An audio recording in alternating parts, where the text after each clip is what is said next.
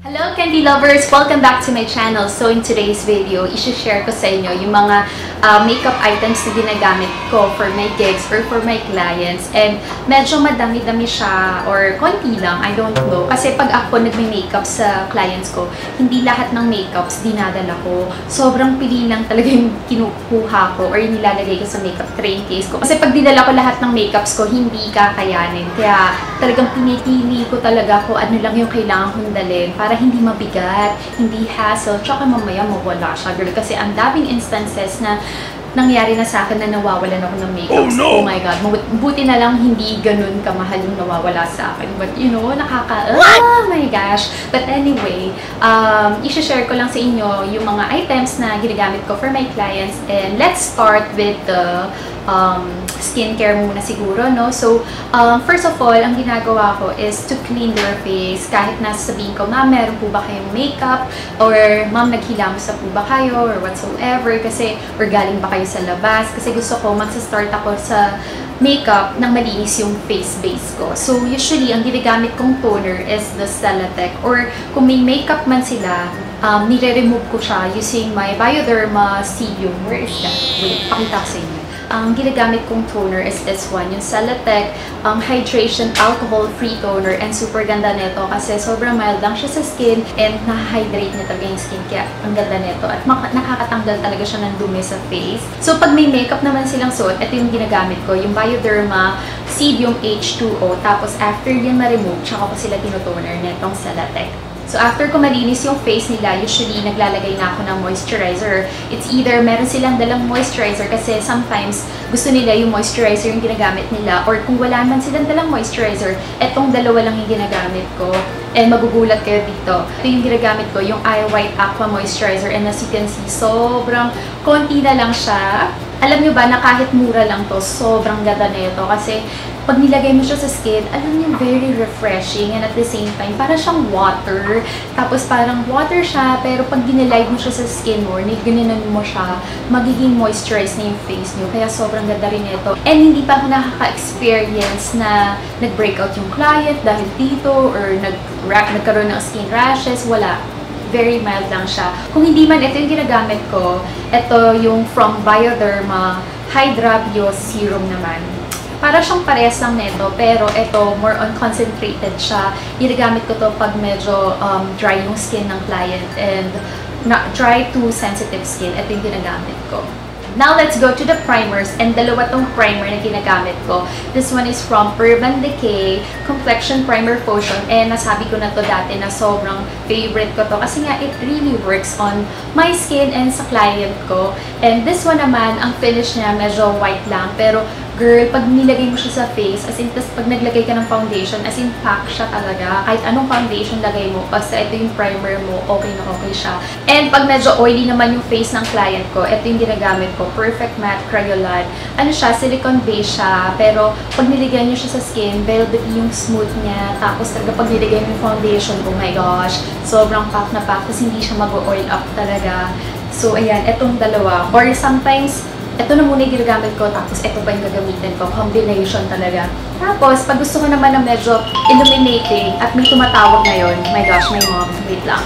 So, ayun nga, Candy Lovers, I'm back again. Ayan, tapos ko nang kausapin yung mommy ko. And right now, nagpaano ako ng nagugutom ako, girl. It's 9:30 p.m. and gusto kong magpa-deliver ng McDo right now.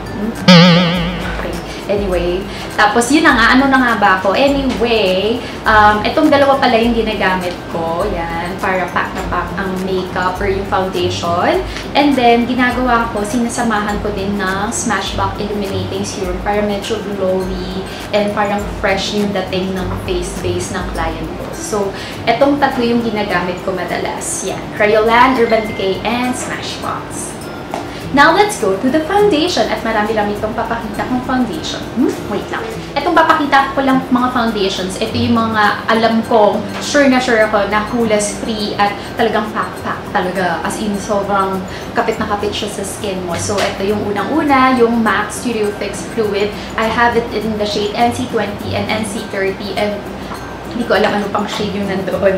So, yun. And then, the next one, I have here the Estee Lauder Double Wear Stay in Place Makeup Foundation. Ito naman, Rattan. And then, I have the Cool Vanilla. Usually, it's either pag bumibili ako ng foundation, gusto ko parang dalawa ng dalawa or tatlong shades with the same line para just in case it's either light, medium, or dark para mamimix-mix ko na lang siya. Kasi, alam mo, parang ang hirap din bumili ng lahat, diba? Tapos, kasi pwede mo naman i-mix, diba? I-mix mo lang yung color para at least tipid and at the same time, matuto din kayo paano mag-mix ng color. Diba? Yan. So, ayan. Tapos, meron din ako dito yung Tarte Rainforest of the Sea Water Foundation. Ayan, ganda rin nito. Very lightweight lang siya sa skin. Yan. And I have in the shade Light Medium Natural. Tapos, meron din ako isa doon. Nilagay ko na doon. Hindi ko kasi mapakita dahil ang dami-dami, diba? So, ayun. And then, I have here Born This Way Too Faced naman. Too Faced Born This Way. Ito, nude. Makeup Forever Matte Velvet. Pag medyo oily yung skin talaga. Ito yung ginagamit ko. Shade 35 and the shade 25. Tapos, ito nag-iisa lang to eh. Pero I love this foundation and super, ay nako, ipapurchase ko to para sa sarili ko din, girl. Ito yung Kat Von D Lock It Foundation. This one is in the shade of Light 48. And I really love this foundation. Sa lahat ng foundation na pinakita ko dito, ito ang favorite ko talaga. And then yung last one, ito naman yung sa Face Atelier Pro Ultra Foundation. And yes, maitim siya, maitim ang packaging. Dark yung foundation niya kasi pag kunwari talagang medyo morena, talaga yung skin ng client ko. Ito yung pinang-mix ko para medyo mag-darken yung foundation. And so far, it really works sa lahat ng foundation na pinakita ko. Kumbaga kung namit ko Tarte, tapos haluan ko neto, okay siya. Ito, Kat Von D, haluan ko siya neto, okay pa din siya. So, ayun. Ito yung mga foundations na dinadala ko whenever I have makeup breaks. Pero, syempre, kasi diba, iba-iba kasi yung skin type din ng mga clients natin. So, ito yung madalas kong gamitin ng foundations para sa mga clients ko. Focus! Focus! Okay na, pa-focus na. Now, let's go to the concealer. And actually, dalawa yung concealer na papakita ko. Unfortunately, yung una kong papakita, nasa bahay siya. Nauwi ko kasi siya kasi ganun ka-favorite ko siya. Ganun ko kagusto yung concealer na yun. Kaya ako siya nauwi sa bahay. Nek.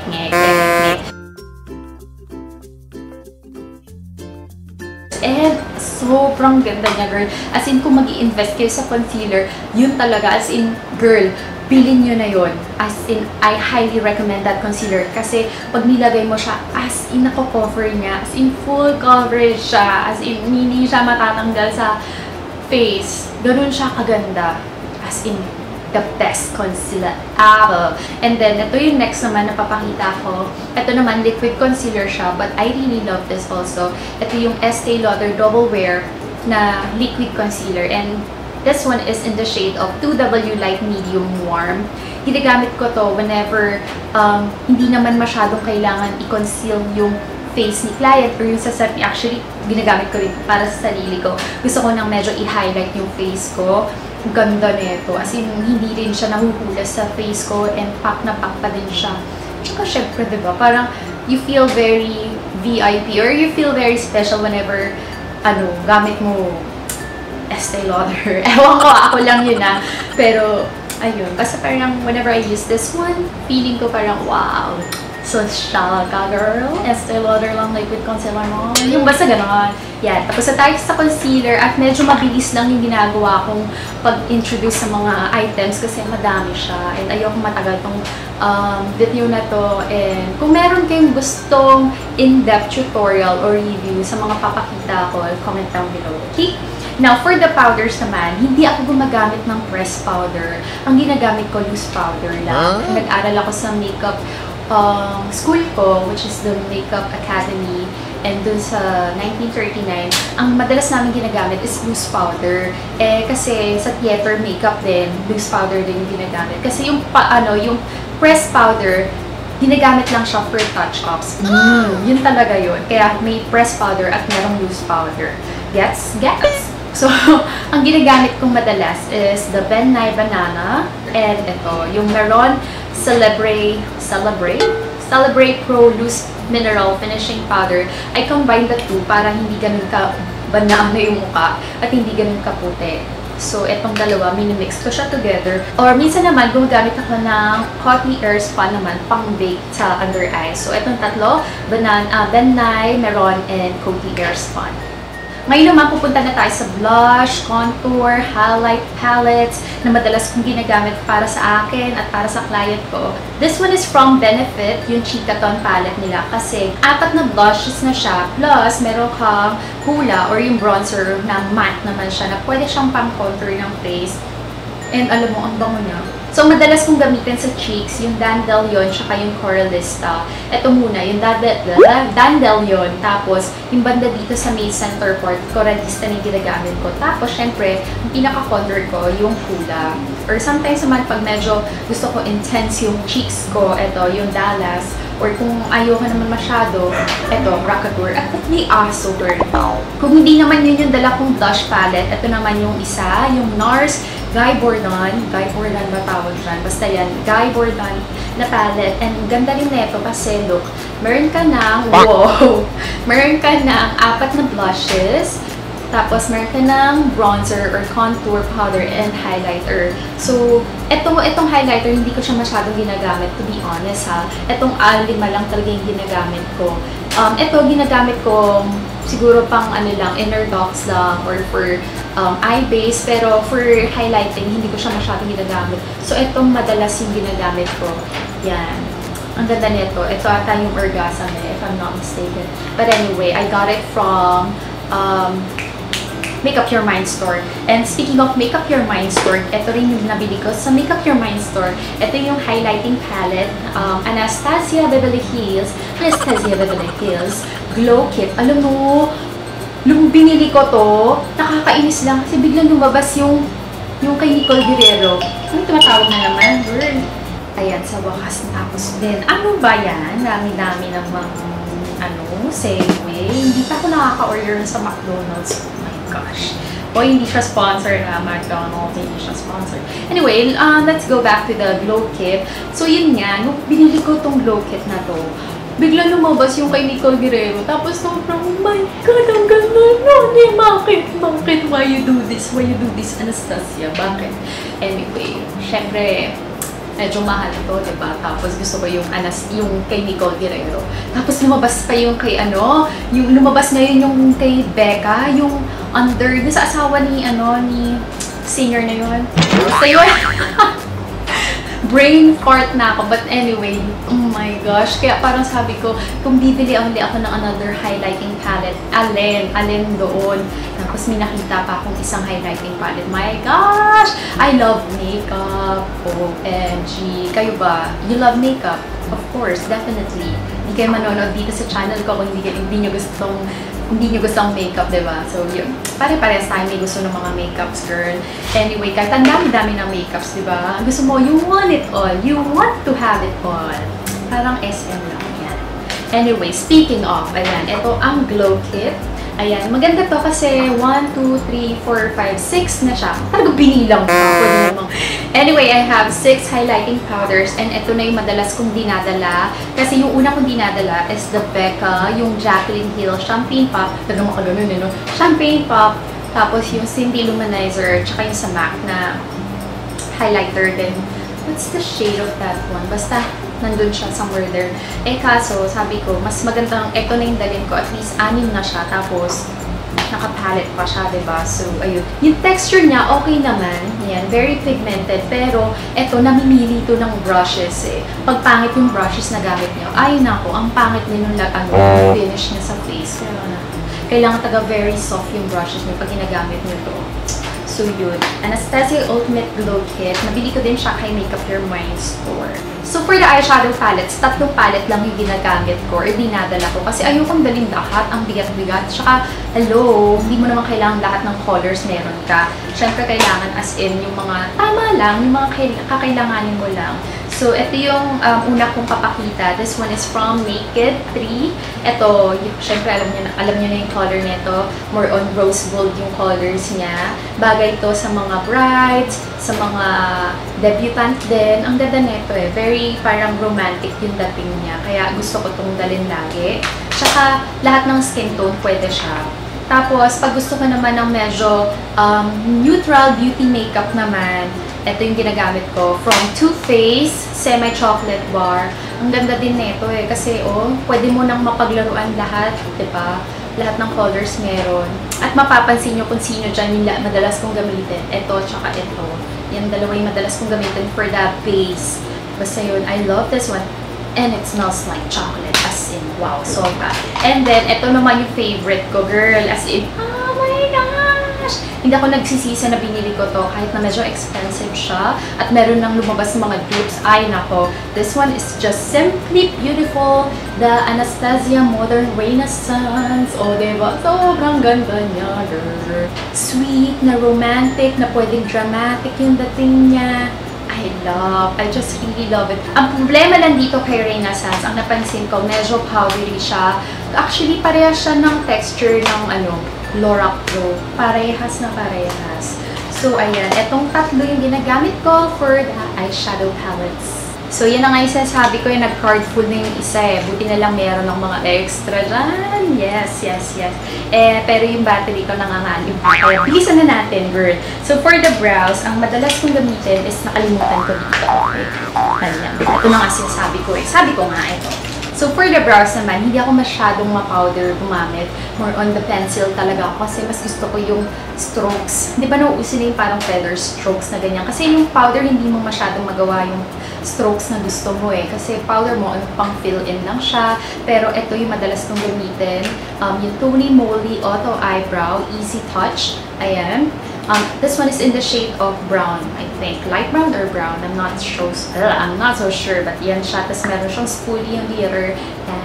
And ang ganda nito. As in, hindi siya waxy, hindi siya yung matigas, hindi din siya yung soft, yung pag nilalagay, tamang-tama lang siya. And ang ganda rin niya sa kahit anong color yung hair mo, bagay na bagay siya. And speaking of bagay na bagay din siya sa color ng hair ko, this one, yung Precisely My Brown from Benefit. And nalulungkot lang ako kasi konti na lang siya. As in, ganyan na lang din siya. Konting-konti na lang siya. Ito naman, sobrang ganda nito. Pag gusto mo talagang i-achieve yung strokes talaga, ang ganda nito.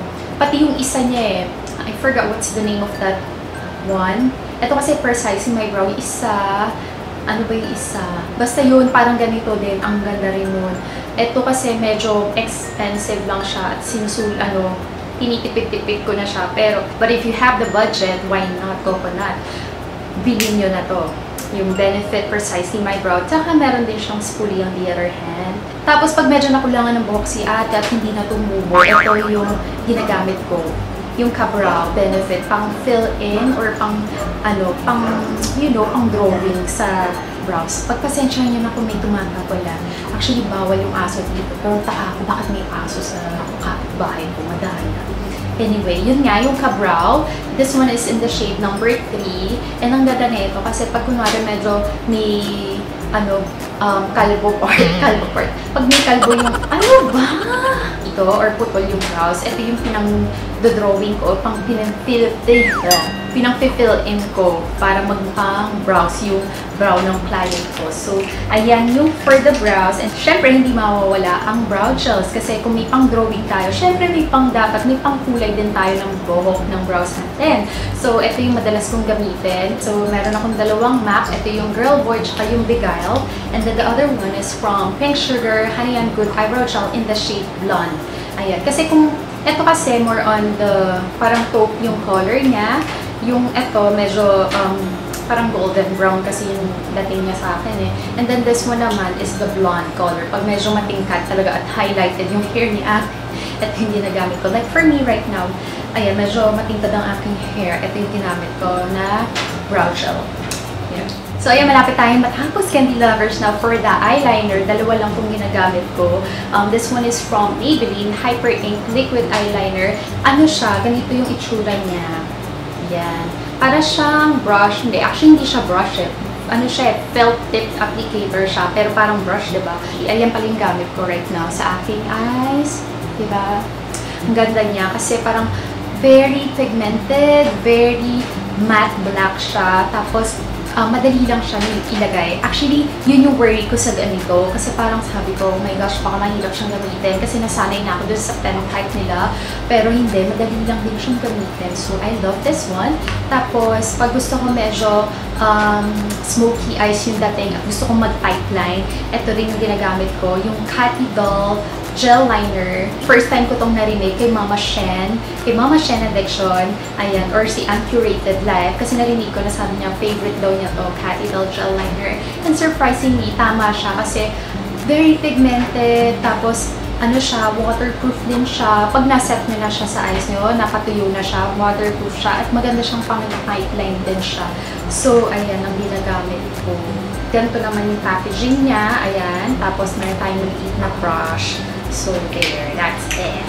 And then, for the mascara naman, lagi akong gumagamit ng waterproof mascara kasi you'll never know kung maiyak si bride, maiyak yung debutant, maiyak yung mother of the bride, yung bridesmaid, hindi mo alam kung kailan ka maiiyak or kailan mapagpawisan ng init-init. Diba minsan nagra-run yung mascara, nagkakaroon ng parang itim na lang dyan bigla. So, ayokong mangyari yan. So, ang madalas kong ginagamit na waterproof mascara is from Maybelline Hyper Curl Volume Express. I love this one. One of the best mascara ever. As in, kung kung gusto niyo ng mascara na mura lang, definitely go for Maybelline. Pero kung meron din yung budget ng konti, nako, girl, ang ganda rin ito. Etude House Curl Fix, ay nako, ang problema ko dito, sa sobrang waterproof niya, ang hirap niyang tanggalin. Kaya nakakatawa kasi merong pang-remove talaga ng waterproof mascara from Etude House. Kaya, girl, pag nilagay niyo siya, definitely bukas, sa susunod pang bukas, nandiyan pa rin siya. Pag hindi niyo alam kung paano siyang i-remove, nandiyan pa rin yung mascara. So, ayan. Curl Fix Mascara and Hyper Curl. Now, bago tayo mag-proceed sa lips, medyo madami kasi yun.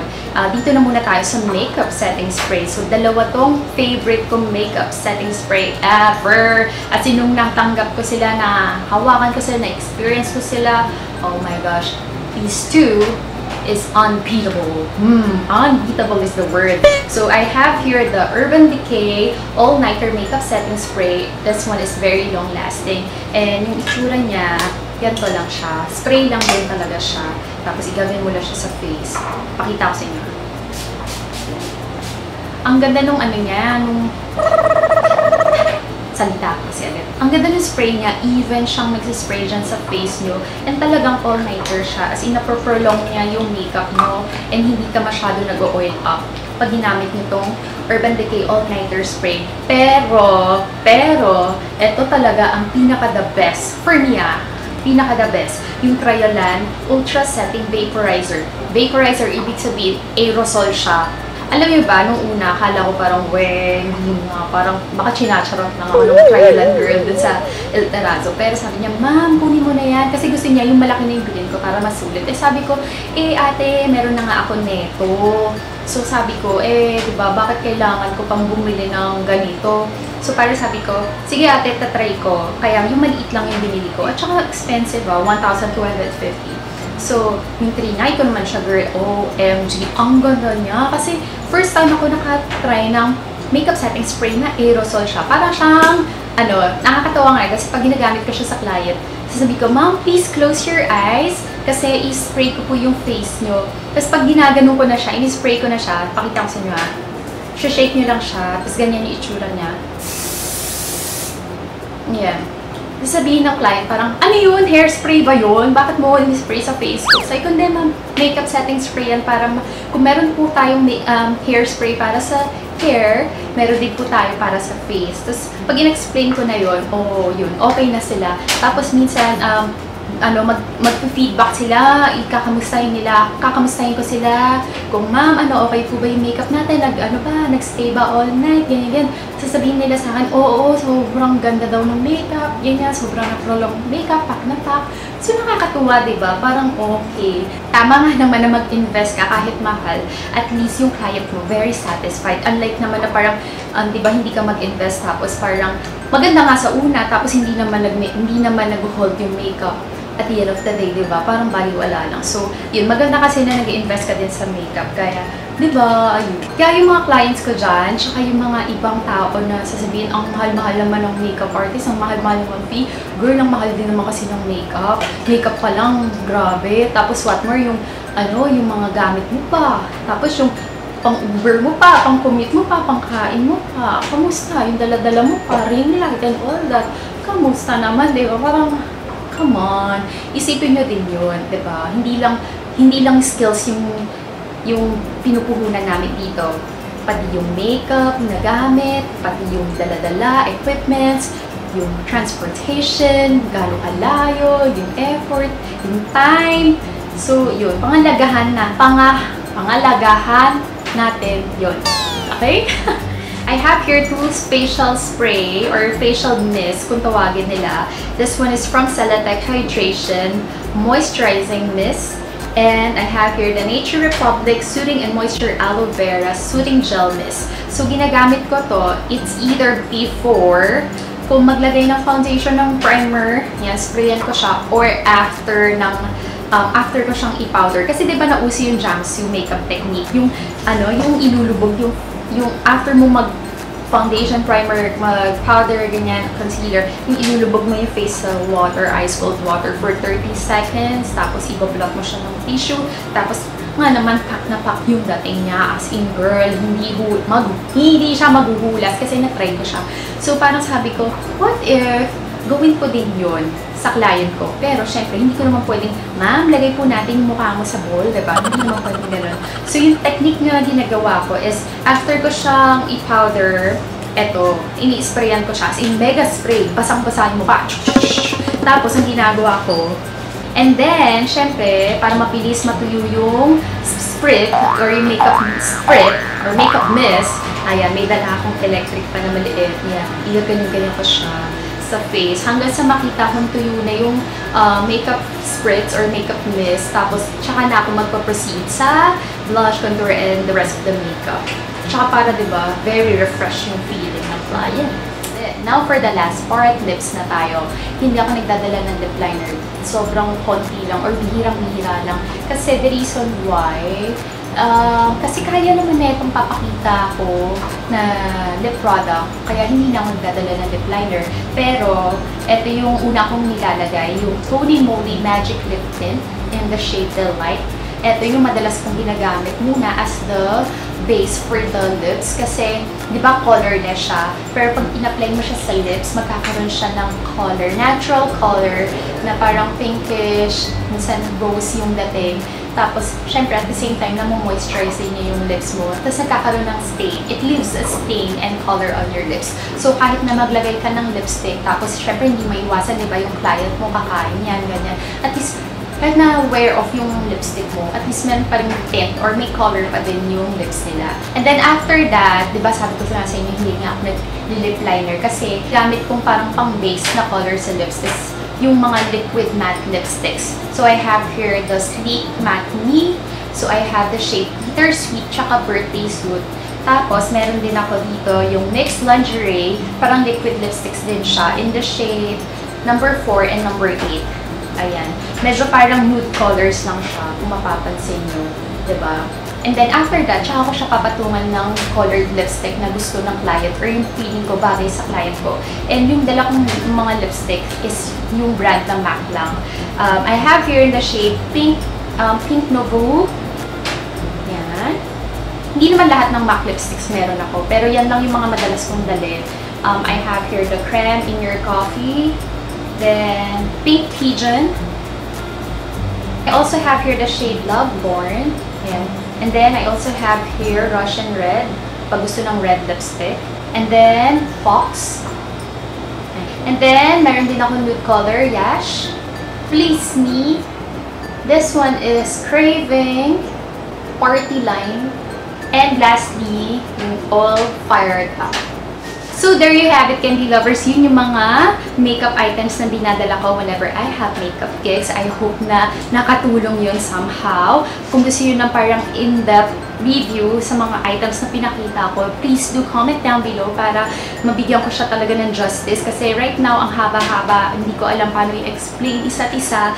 So, kaya ganun nakaiksi yung mga explanation or pinakita ko lang sila. But anyway, I hope na nag-enjoy kayo dito sa video na to. And please do comment down below if may mga suggestions pa kayo na gustong makita sa akin or malaman. So, yun. Yun lamang, candy lovers. At gutom na ako. So, na talagang kumain. So, there. Thank you so much, candy lovers, for watching my video. And I hope to see you soon. Take care and God bless. Bye!